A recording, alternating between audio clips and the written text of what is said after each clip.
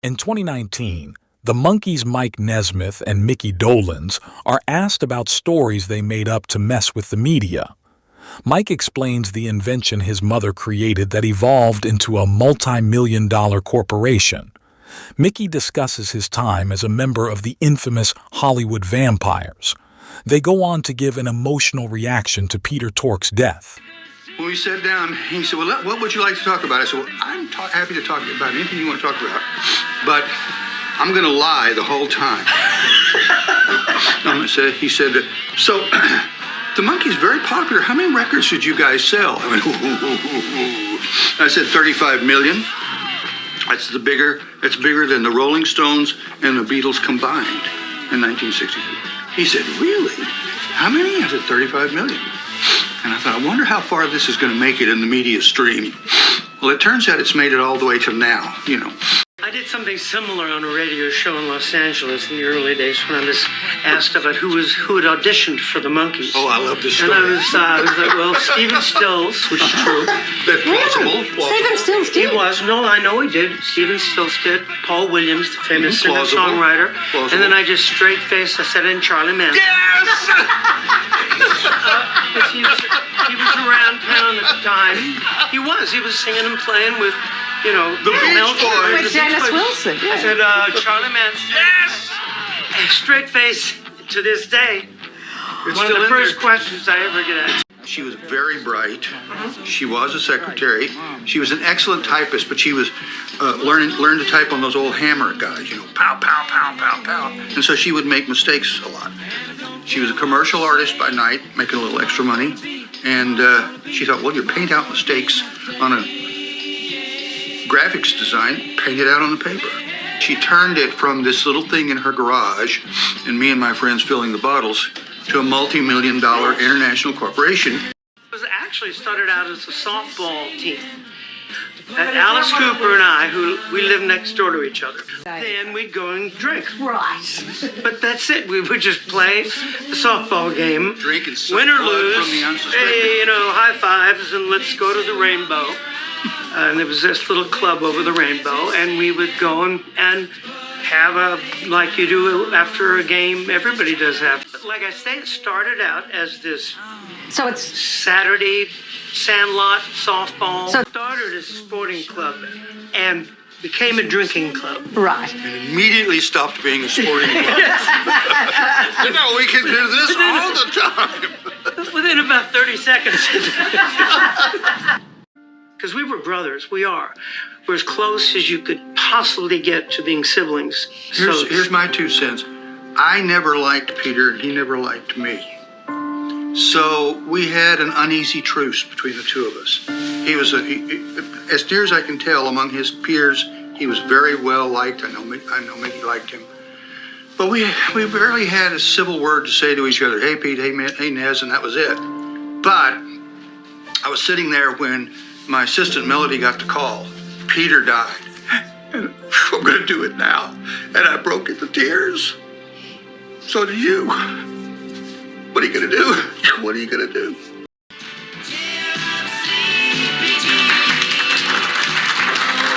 In a 1980s interview on MTV, Peter Tork discusses Jimi Hendrix opening for the Monkees and his thoughts on why Hendrix left the tour. Jimi Hendrix opened up for the Monkees back in 1967, but left the tour when he realized that it just wasn't his audience. And it turns out Peter Tork was hanging out at the studios just the other day, in fact. And here are his personal thoughts on Jimi Hendrix. I first saw Jimi Hendrix at the Monterey Pop Festival. He had the misfortune to follow The Who were also a pyrotechnic act. So I was like not impressed. Jimmy put flame to his guitar, and I thought, oh God, one pyrotechnic act after another, and who cares? But it was Mickey who knew that this was something special. And I didn't discover it till later. It was Mickey who got him to get on the road with us. And he opened in Florida for us, and I think he got as far as Forest Hill Stadium before the conflict between what Monkee fans want and what Jimi Hendrix was prepared to deliver overcame him, or us. I'm told that he made an unpleasant and non-public gesture to the fans. I wouldn't know personally, but that's what I heard. In the meantime, I got to know him. He was the sweetest guy you'd ever hope to meet. And I thought here was a guy with his eyes open. He had no problems with who we were or stardom or lack thereof or any of that stuff. And we talked guitar playing, and we went early to the shows to watch his act. And I became incredibly impressed. Such musicianship. Peter Tork provides insights in a 1983 interview about auditioning for the Monkees, being manipulated, session musicians playing the music, the breakup, Jack Nicholson, Monkees screen test, and the impact of the criticism. Peter Tork is my guest, if you're just joining us, who got started in entertainment very young when he was in the Monkees. Wait a minute, that's not my start. I was playing in the Village for 2.5 of course, years. Yeah, well, yeah. What made his mark in the entertainment yes. industry. You might say that. That would be fair. What kind of material were you playing in the Village then? Folk songs, just the old folks and Blowing in the Wind and protest songs and folk songs and 5-string banjo stuff. The word was on the Monkey Show that it was really studio musicians who were doing the instrumental parts while the Monkees were actually doing the singing. Was that true? First 2 records. Mm-hmm. After that, we did a record all by ourselves, almost all by ourselves. And then after that, we went into a mixed mode where there was a professional drummer, and I'd be playing bass, or I'd be playing guitar, and we'd have a professional bass player, or something like that. At the outset, it was, and the thing was that nobody was sure whether we could play. Nobody had any idea of how much time. I mean, they really, when you hire a professional studio musician, you know what you're getting. You know that you can knock off a complete track of 2 tunes in 3 hours, maybe more. You just take them in, put the music in front of them, and hit it, and then say more of this, less of that, and okay, and you got it, and that's the way it goes. And they just didn't know what it would be like with us. And so, and because our services were needed most critically for making the TV series, it was just regard. Also, Donnie Kirshner didn't like to have people who couldn't be told what to do. As a matter of fact, you may have noticed after he and the Monkees parted company, he, deciding that the Monkees were not plastic enough for him, went and did the Archies. Did he organize them also by auditions? The Archies? You're kidding. I don't know the whole folklore of the Archies. Have you ever seen an Archie comic book? Yeah, oh, of course, what am I thinking? The Archies were those comic book characters. Right. And whatever singers were willing to do what Kirshner paid them to do, did the records. And after that, they left. There were never any Archies. They never were. Like I said, the Monkees were too real for Don Kirshner. Do you think of Kirshner as being an absurd character? Yes. But powerful? Well, in his time, he was powerful enough. He just was one of those characters whose setup and system happened to jibe with a commercial demand of the times. I don't think Kirshner knew what he was doing at one level. At another level, he knew perfectly well what he was doing. He was he listened to music, and he created music that he liked, and it sold millions to 13 and 14-year-olds. That you were in a kind of awkward position of kind of understanding what kind of manipulation was happening, and at the same time being willing to go along with it because it was good for your performing career.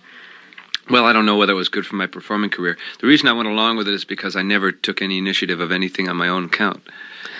Really, basically, I just did wherever I was pointed. Stephen said, go try out. I tried out. They said, come here, do this. I did that. Sign here. I signed there. And really, I'm only recently now getting to the point in my life where I'm beginning to say, let me figure this out. What is it that I really want? What steps do I have to take? And even then, I have to recognize that I have no control over events. All I can do is say, this is the kind of thing that I'd like, and this is the kind of thing I have to do to make my chances better. And then I do that, and then I have to just let the results be whatever they are. If I get into trying to make results happen, I can, As a matter of fact, in some ways, that was one of the problems that when I broke up with the Monkees, I left because I couldn't get those guys back into the studio to do the same kind of thing that we'd done on our third album, which was Mickey on drums, Michael on guitar, me on piano, our producer on bass, Davy Jones playing rhythm sections, and then hiring an occasional string player or something like that. Mickey said, you can't go back. I think he thought he was Thomas Wolfe. And Davey said, I don't want to be banging a tambourine day in and day out. You guys, it takes you 54 takes to get your parts down. I've got my part down first take. He's banging a tambourine. I'm sick of banging a tambourine, Peter. I hope you don't mind. Okay, Davy. And so we went into this mixed mode, but I wanted the guys to be a real live group. I had this Pinocchio Geppetto complex, and when they wouldn't go for it, it burned me out. And there I was being burnt out because things wouldn't happen my way.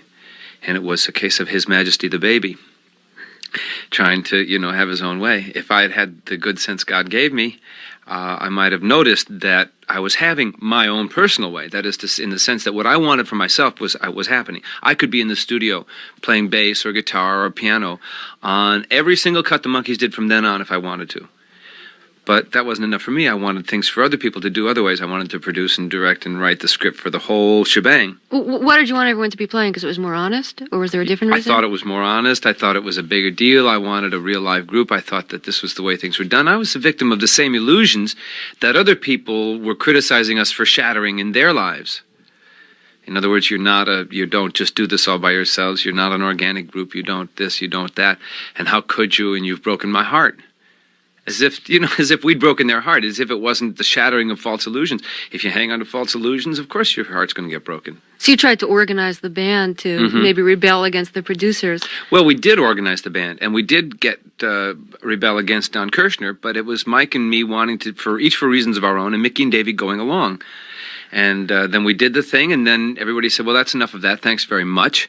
And I went, no, you've got to do it the way we planned, the way I had in mind for us to do, And the fact that everybody went along with what looked like my plan obscured my vision of the fact that everybody was doing what they thought they had to do for reasons of their own. And when their reasons changed and their behavior changed and my plan didn't change, I went after them screaming to try to mend my shattered illusions again. What a jerk. Are you comfortable talking about the Monkees? It's a mixed bag. Sometimes I am. Actually, to tell you the truth, I'm not comfortable, but it's not because about talking about the Monkees. It's because I haven't had a cigarette since yesterday. Do you want to light one up? No. Oh, you're trying to stop? Well, I'm trying to put it off. Right. Savor it a little longer. Put off the next cigarette for, hopefully for a very long time, but just not smoke one right now. Okay. How did you first hear about the Monkees auditions? Stephen Stills called me and said, go try out. Had he auditioned? I don't know whether he'd auditioned exactly or whether he had just met one of the producers socially. But Steve was a friend of mine on the village streets in the early 60s. He, as a matter of fact, hit town and became instantly known as that guy who looks like Tork, which was my name in those days. I ran across him on the street. I said, I know who you are. You're the kid who looks like me. He said, I know who you are. You're the kid I'm supposed to look like. Anyway, so we cut back again to a couple of years later. And Steve knows this guy, and it turns out to be Bob Rafelson, one of the producers, who says to him, in his own inimitable way, well, we like you a lot, but your hair and teeth are wrong for production. They ain't photogenic. You know anybody who looks like you who's got good hair and teeth? And Stephen said, my friend Peter. And so Stephen called me and said, go try out for this thing. And I said, yeah, sure, Steve. Yeah, right, instant success. Give me a break. And he said, no, really, try out. All right. So I, took my hard-earned savings, which I'd been making washing dishes at this club in Southern California, about 50 miles south of Hollywood, and took a bus up to Hollywood and back down again and up and down for auditions, and eventually won the part. What was the audition like? Well, it started off with just this huge gang of kids in the office. The office had one secretary type, and then two offices, one on either side. You went into whichever one was free next, and if they didn't like you, that was it. If they did like you, then you went into the next guy's office when he was free, and if he liked you, then they sent you to this, they gave you what they called a personality interview. They just had the cameras running on the set of I Dream of Jeannie or something, and they asked you questions. And then if they thought that was actually also a photogenesis test. Were you born in the camera? But after that, then came the regular screen test, which was scripted, and they had a set there and a director, and he said, do this and do that, and don't do this and do this other thing. And they had, by that time, had gotten down to 8 guys, and they divided them up into teams of 2, and each one of them did the screen test with a script and the stage actions. Hey, man, what's really the matter? Oh, I don't know. It's about Celia, Yeah, I know, man, yeah. Like that. So that was the audition. That was the whole audition process. Did they test you for chemistry with each other, since this was a band that was put together by producers? They made their assumptions and shot. They said, well, we need one of these, and two from column A and one from column B. Yeah, so what were the types that each of you were supposed to fit? Well, I actually think that what they didn't just say, actually, we need one of each of these. What they said was, we're going to need a bunch of qualities, and these are pretty much the qualities, and we need them somehow or another combined among these guys. I think basically one of the reasons I was chosen, I can think of two good reasons why I was chosen. One is that I had brought that character of the dummy to the auditions, and they needed an odd man out, a guy who was like a little, slightly turned from the other guys, straight ahead rock and roll band, and one kind of simpatico, simplicico kind of a guy, and that was my character. And so that was one of the reasons why I was chosen. The other reason I think I was chosen is because I did the screen test in one take. I thought that was at least I thought it was impressive. I hope they did too. In any case, it was like that. I was the odd man out. Davey was the little British or romantic, and then two other guys, one of them light and crazed and the other kind of dark and serious, and so that was the way it was balanced out, I think. Were you asked to watch Beatles movies or listen a lot to Beatles records to develop the kind of sound and image that they had? No. Were you self-conscious of the Monkees being considered to be like a Beatles imitation band? Well, there was a lot of criticism to that effect, and I think I took it to heart, and now I think I took it to heart too much, because really it was, I think in some ways, Mickey and Davey had a healthier attitude about it, as I look back on it now. They didn't go in for that imitation this or organic that, they just read their scripts. They came to the studio and read their parts. And that was all they ever cared about doing. They got give me a part and pay me at the end of the week. That's all. And if I'd had that attitude, I would have been a lot happier. I would have been able to not worry, because I heard a lot of different criticisms, and it all sounded as though it was coming from one seriously important source to me in those days. That was how I was. And I now see that each person had their own little carping to do. For instance, nobody ever said, in my knowledge in those days, that we were a bunch of talentless actors. Everybody said we were a bunch of talentless musicians, but not talentless actors. Because in Hollywood, we were respected pros doing what we had to do, cranking out this stuff week in and week out. If you got it out, you were a pro. That was all anybody cared about in Hollywood. And so I said, well, at least we had that much respect. I later find out that the struggling New York actors crowd are calling us talentless actors. But what I heard was the struggling musicians crowd in L.A. and all of the would-be goods that are going, well, these guys don't play their own instruments and all that horseradish. Do you find that the rap has changed about the program, since so many people look back on it affectionately now as being like a real pop piece from that period? It's a good question. I don't know whether the rap itself has changed, but I'm hearing more good rap about it, which maybe comes to the same thing. You're laughing because I spilled my coffee. Because you spilled your coffee, yeah. Did the studio control your personal life or your image? Was it okay to have girlfriends? Sure. Was it okay to be seen with them? It was okay to have sex. Yeah, you just never know with studios, like how much control they're exerting or what they want you to look like to your public. Well, they wouldn't let us criticize the war in Vietnam. Really? Did you want to? Yep. I actually did, to a New York Times reporter, and they asked me very seriously and very strenuously to call her and ask her to withhold that section of the interview. And I did, and she did. She was very kind about it. But it was, I look back on it, and it seems kind of silly, but I think that the whole point of the project was don't make waves. Look like revolutionary, look like something new, but don't make waves. On the other hand, in the experience of an awful lot of our audience, we were something new. So I can't knock that. Do you think you would have been more of an activist if you weren't part of TV at the time? I don't know. I never did march. I never did carry a sign. The only thing I ever did was a sit-down strike someplace once. Not much. I never really did get into activism, and I don't know whether it's just because I'm a flat-out coward or because I have some deep understanding of the cosmic truth of the fact that it doesn't do any good, or whatever. In whatever case, that's what it is. I don't do it much. Bob Rafelson, who was one of the producers of the show, is now also known as the director of such films as Five Easy Pieces. Had you kept in touch with him at all? No. Did you go to see his other movies, having worked with him? I happen to have seen some of the other movies. I saw King of Marvin Gardens at one point. Of course, I saw Five Easy Pieces because we were still associated with those guys as that movie was being put together. Easy Rider. And then I saw Five Easy Pieces because it was Jack Nicholson who helped us make the movie Head, the monkey movie.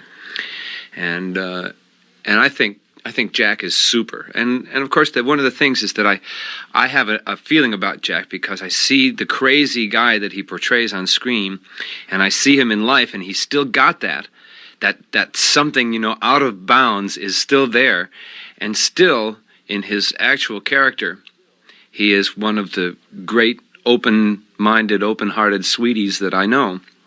And to see a man with these seemingly vast differences working and playing these crazed people on screen,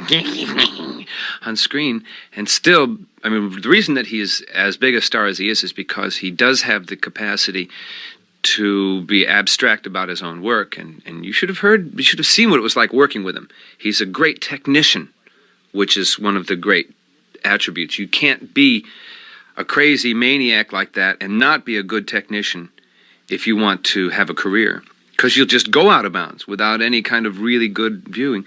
And wow, how did we get off on that? Well, did you want to pursue acting after the Monkees?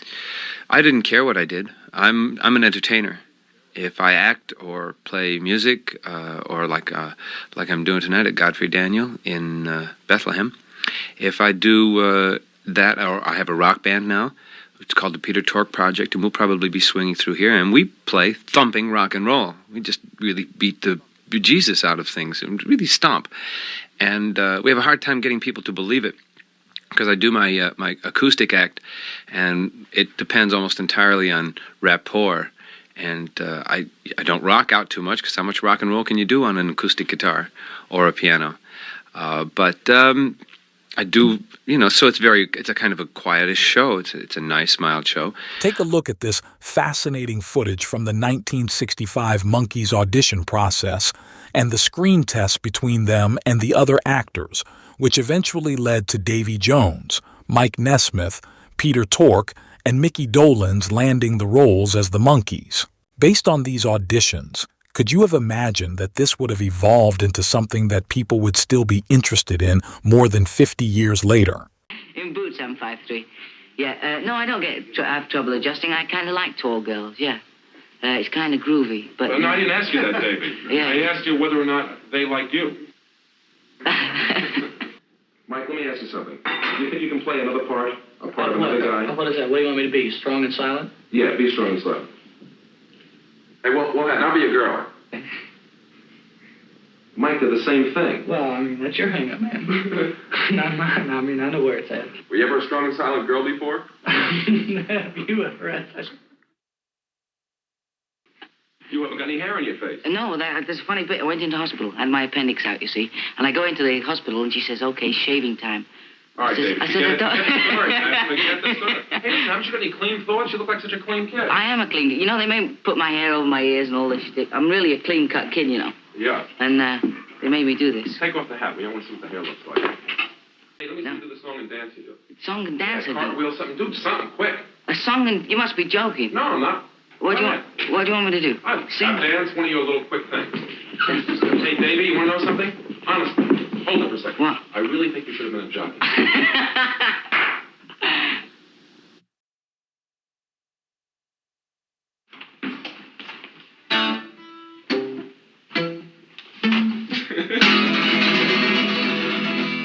Who are you, man? You're not going to do that. Sit down here and talk sensibly now. Ab, Dev, Gish, Kulnap, Christoph, Wikshes. What was that? It's the alphabet. Ab, Dev, Gish, Kulnap, Christoph, Wikshes. I don't believe a thing you're saying. Peter? There's not much to believe that's true. What's the most bread you ever made in your life? I once got scale. Playing in a Yeah, playing for a joint, yeah. And you never got like, like overscale in your life before? No, I never got over All scale. right, now No. truly, why? Why do you want to be a monkey? Well, it's my natural inheritance. I mean, that's life. Being a TV star, has that ever occurred to you, man? Like, we fished you out of nowhere. That's true. What a bit. I'm eternally grateful, too. I'll do anything. Hey, Peter, where are you from originally? Washington. How'd you get out here? It wasn't easy. No, tell me the truth. It was a 47 Chevy, Okay. most of the way. Anything frantic happened on the way out? Well, it blew Whereabouts?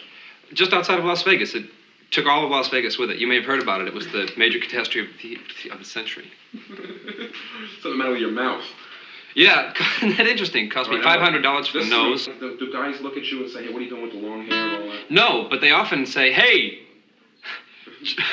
I'm ashamed No, say of my it. fellow man to tell you what my fellow man actually says to me on the street. Do you know that... What do they say to you? Joe Beetle!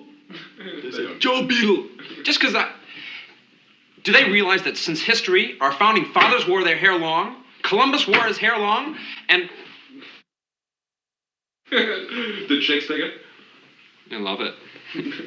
Love to run their fingers through my soft, silky hair. Do you dig that? Go see. Here we go. Beautiful. Wait. My guitar's in heat. Hey, you guys are too much when you're playing. I'd like to You know, it's a pretty good, listen, it's a pretty good sound for like, nothing. Hey, let me ask you something. Sit down, fellas. You feel like rolling now, or should we start, or what? Wasn't that on film? Huh? That wasn't on film? No, man. No, well, I'll let you know. I'll call action when we start. Yeah. Mean you were performing then? Hey, I love you too, but I already have a dog. Mac, let's take a drive. Let me ask you something now. What are you doing with one sneaker on and one? I can't make decisions, that's the truth. No, see, these guys have boots on, and like, I didn't know, I was told to dress casual, so I came in a plaid shirt and my surfer tennies, and my blue Levi's, and then these guys have Beatles stuff on, with a Levi jacket. So Elephant boy! It's funny, he's been asking about you too. Hey, Mick, how long has it been, fella? How long has it been since what? About an hour and a half ago, I got it. Since elephants? No, I've got girls, dude. You made a switch, huh?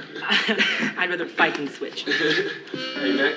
No, seriously, how long has it been since a real steady job? Actually, we should have this on film. He's a funny man. Hi. Hey, since steady work. Listen, you guys can. Since steady work. Well, I was a box boy at Forest Lawn. I got good boxes. I had a good job standing out in the front of a doctor's office making people sick. How's that? That was funny. How was that you did that? How was I? That I did what? No, that's a joke. You didn't like Mike, it. when we go on for real, don't tell that joke, will you? Do you? Just don't. Just waste 10 feet of Hey, film. Mike. Everybody's like making, the Wanderlust scene, Barry McGuire was talking about. He said the big thing with the protest thing is he says the reason he liked the song is because he says it'll get people to kind of realize where they are and then take it from there. He says he doesn't really do it that hang people up or to kind of cut down in blood and guts. But he says people might think about where are we, and then they'll start working at it. Yeah. Something like that. And does that bug you? No, I think it's groovy.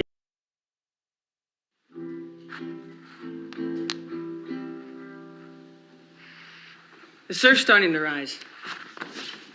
Wanna go? Maybe later. Whatever you say. What's bugging you? $150. We could have used that job. Job's a job. There'll be others. Now, what's really bugging you? Well, she's a groovy kid, Yeah, I know. So? Nothing. It's just that now she failed her exams and all. Look, you didn't hang her up. She got hung up. What's the difference? She's in trouble. So what do you want to do? I want to help her. Sure you want to help her. I'd like to help S.J. too, but I can't. He's feeble-minded. Hey, knock it off, fellas. Hey, Wendell's right. We should help Vanessa.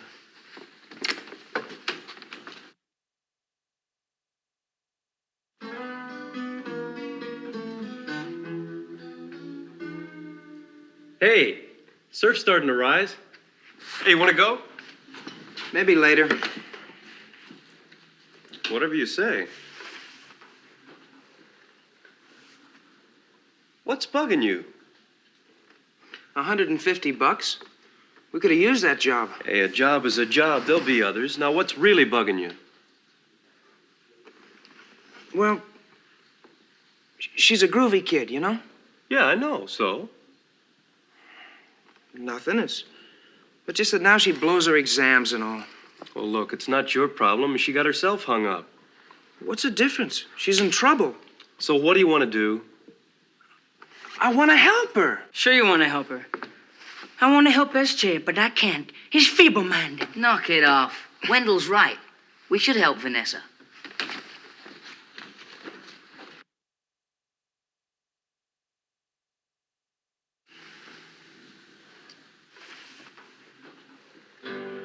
Hey, surf's starting to rise. Want to go? Maybe later. Hey, come on, man. Let's go to the beach. No, man, I don't want to go. What's bugging you? $150, man. We could have used that job. Oh, wow. Yeah. Well, a job's a job. We'll get another one. Hey, come on. Really, what's bugging you? Well, she's a groovy kid, you know. Oh, yeah, I know. So? Oh, nothing. It's just now she blows her exams and all. Oh, hey, look. She got hung up, man. You didn't hang her up. What's the difference? She's in trouble. Okay. So what do you want to do? I want to help her. Sure you want to help her. I want to help SJ too, but I can't. He's feeble-minded. Hey, knock it off. Wendell's right. We should help Vanessa.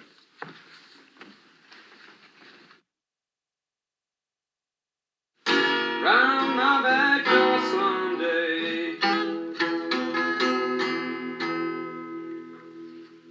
The surf's starting to rise. Hey, do you want to go? Maybe later. Well, whatever you say. What's bugging you? $150. We could have used that job. Hey, look, a job is a job. We'll find another one. Hey, now what's really bugging you?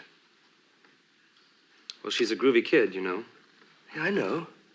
So? So nothing. It's just that now she blew her exams and all. Look, you didn't hang her up. She got hung up. What's the difference? She's in trouble. So what do you want to do? I want to help her. Sure you want to help her. I want to help SJ too, but I can't. He's feeble-minded. Come on, knock it off, fellas. Wendell's right. We should help Vanessa.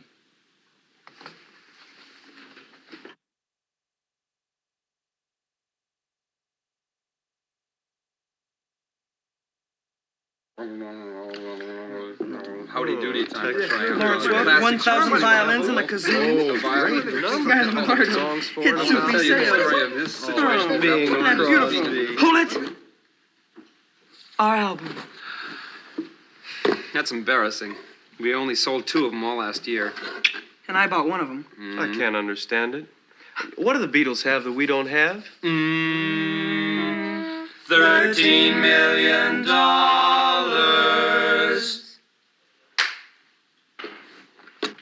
Good afternoon. May I be of assistance, sir?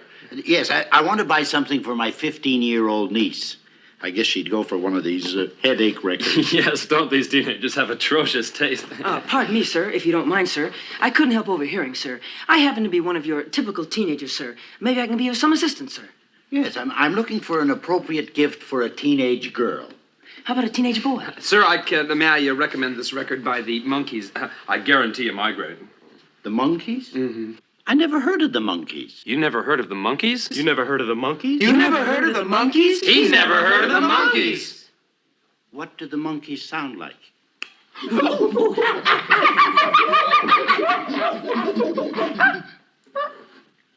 I'll take it.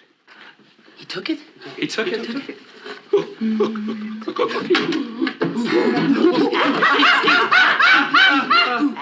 Yeah.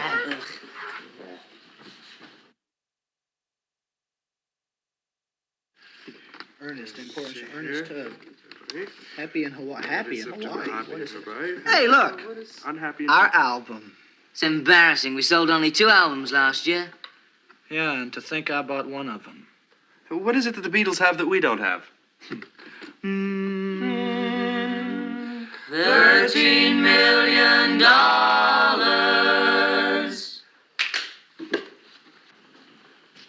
Good evening. May I be of service, sir? I'd like to get something for my 15-year-old niece. I guess she'd go for one of these headache records. Yes, don't these teenagers have atrocious taste? Pardon me, sir. I couldn't help overhearing, sir. If you don't mind, sir, I'm a typical teenager, and I'd like to be of some assistance, sir. Well, I'd like to get an appropriate gift for a teenage girl. Oh, well, how about a teenage boy? May I suggest, sir, this album here by the Monkees? I guarantee a migraine. The Monkees? I never heard of the Monkees. You've never heard of the Monkees? You've never heard of the Monkees? You never heard of the Monkees? He's never heard of the Monkees! What do the Monkees sound like?